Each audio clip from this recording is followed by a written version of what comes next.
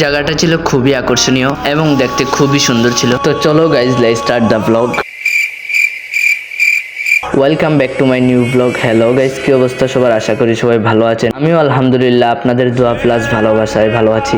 তো আজকে আমরা কোথায় যাচ্ছি আমরা ভালো করে নিজেও জানি না। ভাবলাম যেহেতু ঈদের দিন সেহেতু ঘরে বসে থেকে লাভ নেই, সবাইকে নিয়ে কোথাও ঘুরতে যাই। রাস্তা দিয়ে হাঁটতে হাঁটতে মুকিত হঠাৎ চমলক্ষ করা একটি কথা বললো। আমি ঘুম থেকে উঠছি মনে করছি 9টা-10টার সময় উঠবো, ঘুমাইছি জোরের সময় 10টা উঠলে আমি ফজর মতো মোবাইল টিপে কাটাইমু না। তো হাঁটতে হাঁটতে একটি সিএনজি পেয়ে গেলাম। ভাবলাম সিএনজিতে ওঠার পরে প্ল্যান করি আমরা কোথায় যাব। সিএনজিতে ওঠার পর একজনে চিৎকার করে বলতেছে, ভাই তোমার সিএনজির চাক্কা ঘুরতেছে। যেতে যেতে আপনাদেরকে একটা কথা বলি, আমাদের এখানে অনেক রিসোর্ট। রাস্তা দিয়ে আপনি যদি গাড়ি নিয়ে বের হন, ডাইনে তাকাবেন একটি রিসোর্ট পাবেন, বামে তাকাবেন আরেকটি রিসোর্ট পাবেন। এইভাবে অনেক রিসোর্ট আমাদের এখানে। গ্র্যান্ড সুলতান বলেন, দার্জিলিং বলেন, ওইগুলোও আমাদের এলাকায়। ওইখানে আসার পর দেখি একদল চমলক্ষ আমাদের মতো আড্ডা দিতেছে। ঈদের দিন হিসেবে আমাদের এখানে অনেক টুরিস্ট আছে। তো এইখানে অনেক মানুষ দেখে আমরা সামনের দিকে একটু হাঁটতে লাগলাম। হাঁটতে হাঁটতে দেখি এখানে অনেক সুন্দর একটি দোকান বসিয়েছে। তো আমরাও ছটপট করে ঢুকে পড়লাম দোকানের ভেতরে। ভেতরে ঢুকার পর দেখি আমাদের নেওয়ার মতো কিছুই নেই। তো আমাদের এলাকার সবচেয়ে বড় আকর্ষণ সেটা হলো এই রিসোর্টটা। এই রিসোর্টটার নাম হলো গিয়ে প্যারাগন।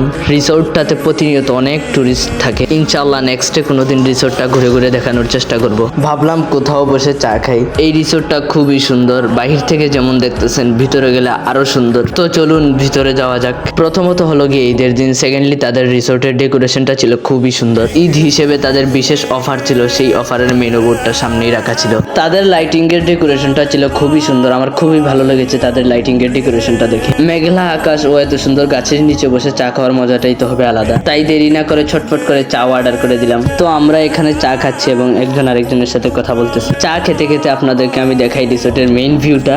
সবশেষে আপনাদেরকে রিসোর্টের নামটাই বলা হলো না। রিসোর্টটির নাম হলো গিয়ে চামুং। নামটি শুনতে অদ্ভুত লাগলেও ভিতরটা কিন্তু খুবই সুন্দর। তারপর আমরা ওইখানে কিছু খাই আর না খাই, মহব্বতের শরবতটা তো মিস করি নাই। মহব্বতের শরবতটা কিন্তু খেতে খুবই টেস্ট ছিল। তো খাওয়ার পর আমি আর আমার ভাই রিল শট এবং ফটোশুট করার জন্য ব্যস্ত হয়ে গেলাম। চামুঙ্গের সামনে মুখিত ফটোশুট এবং শর্ট ভিডিও করতে ব্যস্ত হয়ে গেল। আমি আমার ভিডিও শুট নিয়েই ব্যস্ত আছি। ওইখান থেকে আসার পর সোজা চলে আসলাম আমরা একটি দোকান। ওই দোকান থেকে আমরা কিছু ঘরবাড়ি কিনে নিলাম। ওইখানে যে শুধু ঘরবাড়িই ছিল তা না, ওইখানে অনেক সুন্দর সুন্দর ক্যাপও ছিল, অনেক সুন্দর সুন্দর কলমও ছিল। তো গাইস, সবশেষে এখন আমাদের যাওয়ার পালা। তো সর্বশেষ চমলক্ষ করা গানটা হলো তার গানটাই। জানি না কি গান গেয়েছে, তারপরও খুবই মজা লেগেছে। ডাইদেন গো রাধানগর এলাকা।